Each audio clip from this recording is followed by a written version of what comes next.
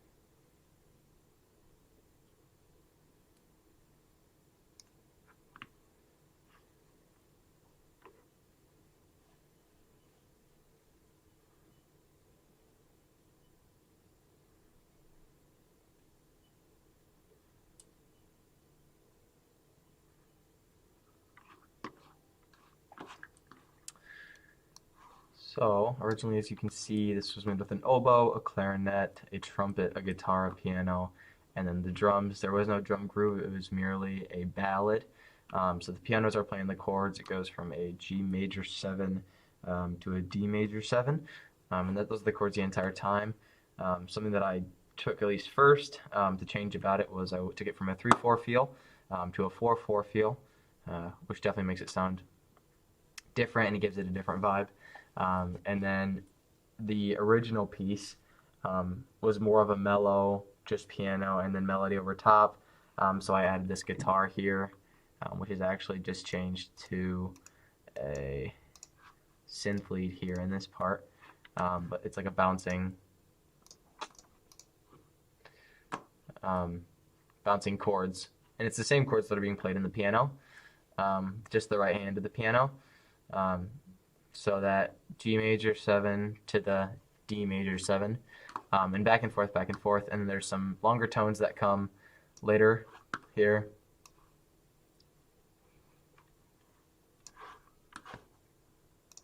And then as well with that, when we get farther down the line as well, it starts to play the melody with the dream clav, which used to be the clarinet, which is here, which has a very nice harmony in there.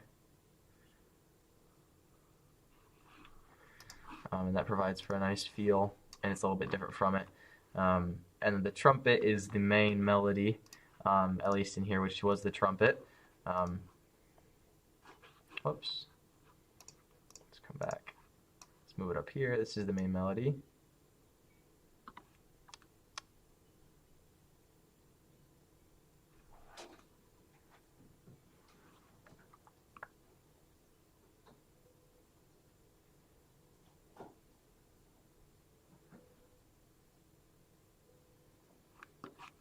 So that vibraphone is the main melody, and then here it has another melody. It has the clarinet and oboe play the melody, or the cheap bass and the dream clav play it in this, and the vibraphone kind of responds to it.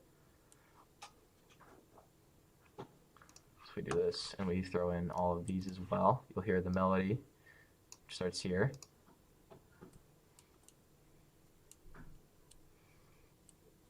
And lands on a really nice chord right there at the end.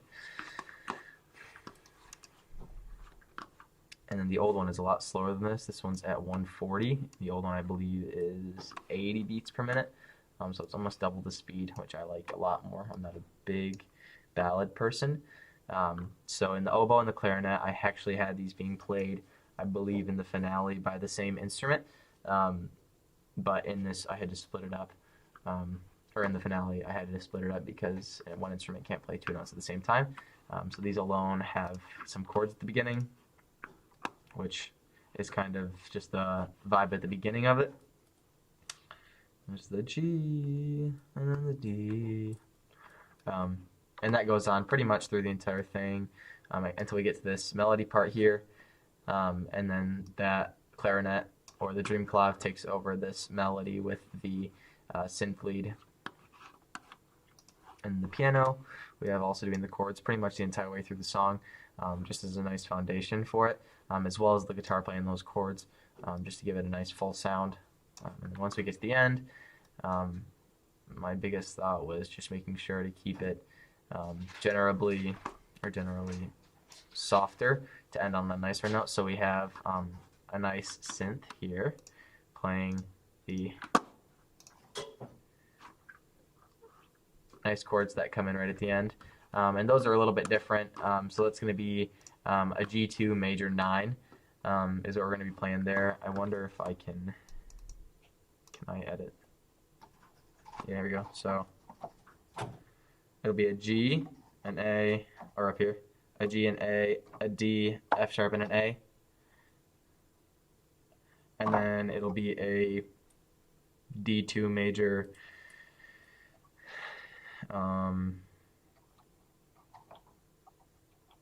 major 10, I guess, with a third on top, which has a very nice color compared to just the regular major 7th. That putting that D on top is really nice, moving that third at the top. So it's a, yeah, technically it's a 2 major 7 with the third on top, the inversion, which makes it sound really, really nice. Then,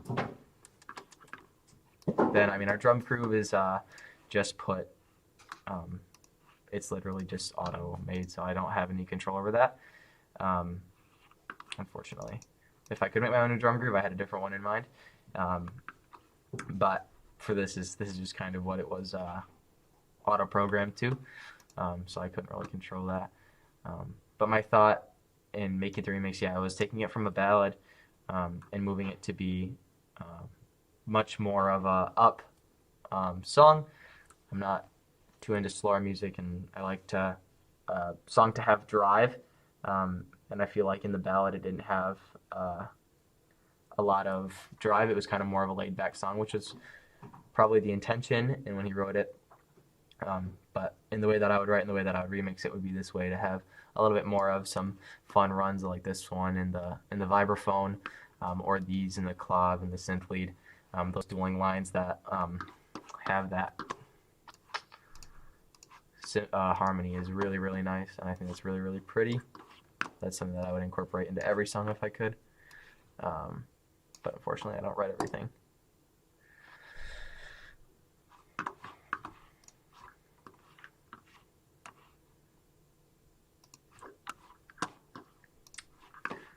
Right. And then sound-wise, there is distortion, I believe, on the oboe and the clarinet, or not distortion, reverb on the oboe and the clarinet,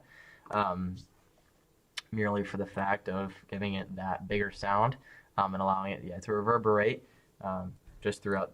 I mean, I guess your head, the room would be the better term, but it gives it a little bit of a bigger sound, makes it sound a little bit prettier to have that essence of it still sticking around as the next chord or note is played.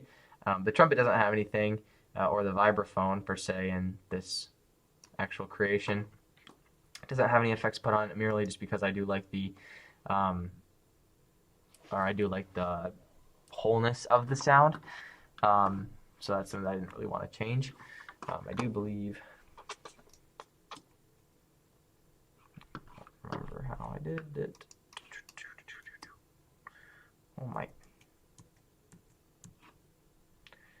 what did I just do? Oh, there we go. Okay, it's funny. Okay. I believe there are indeed effects on these though.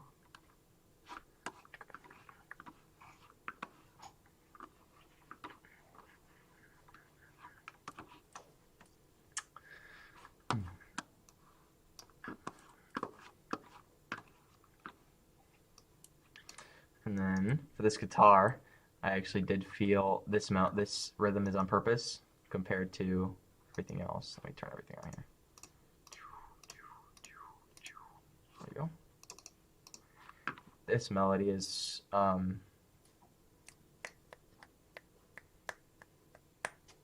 it's on purpose compared to what it could be. Um, I like the complexity of the rhythm rather than just having it doing eighths or doing whole notes with the piano as well. Um, just the kind of how out of rhythm it is.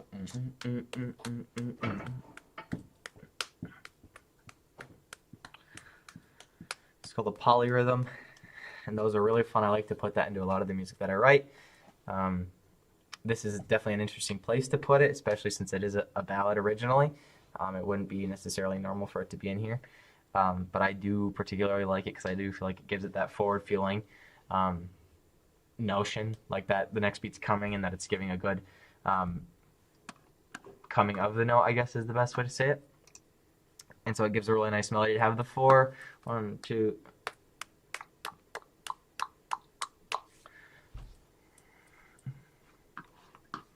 And this is a instrumental per se with no melody, and the melody comes back in, and the oboe and clarinet.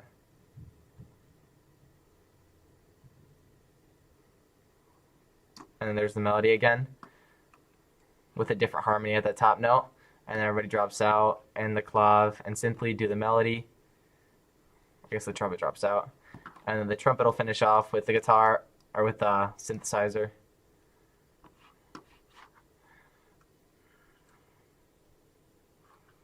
And there's a little bit of a bass run here at the end, right here, which kind of finishes out that and gives it a nice ending, a good finite ending, right to the 1 there.